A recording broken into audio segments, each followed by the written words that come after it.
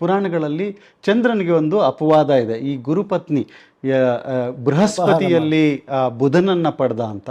ಇದ್ರ ಬಗ್ಗೆ ನಮಗೆ ಕ್ಲಾರಿಟಿ ಕೊಡೋದಾದರೆ, ಚಂದ್ರ ಏನಿದ್ದಾನೆ ಅವನು ದೇವತೆ. ದೇವತೆ ಮನುಷ್ಯರನ್ನು ಬಿಟ್ಟು, ದೈತ್ಯರನ್ನು ಬಿಟ್ಟು, ದೇವತೆಗಳಲ್ಲಿ ಇಷ್ಟು ಕಾಲ ಅವರು ಸಾಧನೆ ಮಾಡ್ಕೋಬೇಕು ಅಂತ ಇರುತ್ತೆ. ಈಗ ಇಂದ್ರದೇವರಿಗೆ 20 ವರ್ಷ, ಬ್ರಹ್ಮದೇವರಿಗೆ 100 ವರ್ಷ, ಇನ್ನು 50 ವರ್ಷ ರುದ್ರದೇವರಿಗೆ, ಹೀಗೆಲ್ಲ ಅದೆಲ್ಲ ನಿಗದಿತವಾದ ಶಾಸ್ತ್ರಗಳಲ್ಲಿ.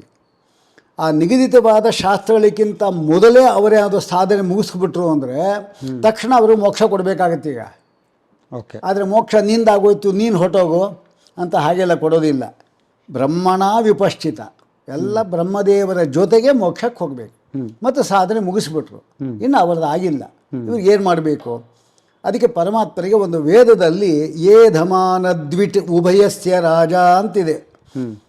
ಯೋಗ್ಯತೆಗಿಂತ ಜಾಸ್ತಿ ಪುಣ್ಯ ಮಾಡಿದ್ರೆ ಅದನ್ನು ಅವನ ಕಡಿಮೆ ಮಾಡ್ತಾನೆ ಅಂತ ಹ್ರಾಸ ಮಾಡಿಬಿಡ್ತಾನೆ, ಏನೋ ಒಂದು ನೆಪ ಇಟ್ಟು ಅಂತ ಒಂದು ಮಾತೇ ಇದೆ.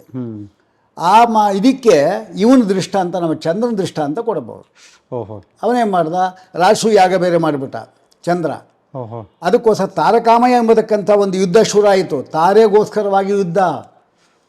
ಅವರಂತ ಸ್ನಾನ ಮಾಡ್ತಾ ಇದ್ದಾರೆ. ಇವಳು ಸ್ನಾನಕ್ಕೆ ಬಂದಿದ್ದು ಬೃಹಸ್ಪತ್ಯಾಚಾರ್ಯರ ಪತ್ನಿ. ಆಗ ಅವಳಲ್ಲಿ ಬುದ್ಧಿ ಹೋಯಿತು ಅವನಿಗೆ, ಚಂದ್ರನಿಗೆ. ಅಪಹಾರ ಮಾಡ್ಕೊಂಡು ತನ್ನ ಅರಮನೆಯಲ್ಲಿ ಇಟ್ಕೊಂಡ. ಒಬ್ಬ ಬುಧನನ್ನು ಕೂಡ ಮಗನನ್ನು ಸೃಷ್ಟಿ ಮಾಡಿಬಿಟ್ಟ. ಇದೇನಾಯಿತು? ತನಗಿಂತ ಉತ್ತಮರಾದ ಬೃಹಸ್ಪತ್ಯಾಚಾರ ಪತ್ನಿಯನ್ನು ಅಪಹಾರ ಮಾಡಿದ್ದಕ್ಕಾಗಿ ಅವನು ಮಾಡಿರುವ ಪುಣ್ಯ ಎಲ್ಲ ಲ್ಯಾಪ್ಸ್ ಆಗ್ತಾ ಬಂತು. ಈಗ ಸರಿಯಾದ. ಹೀಗೆ ಎಲ್ಲ ಕಡೆಯೂ ಕೂಡ ಮಹಾನುಭಾವರು ತಪ್ಪು ಮಾಡಿದಾಗ ಏನೋ ಒಂದು ವಿಶೇಷ ಇರುತ್ತೆ.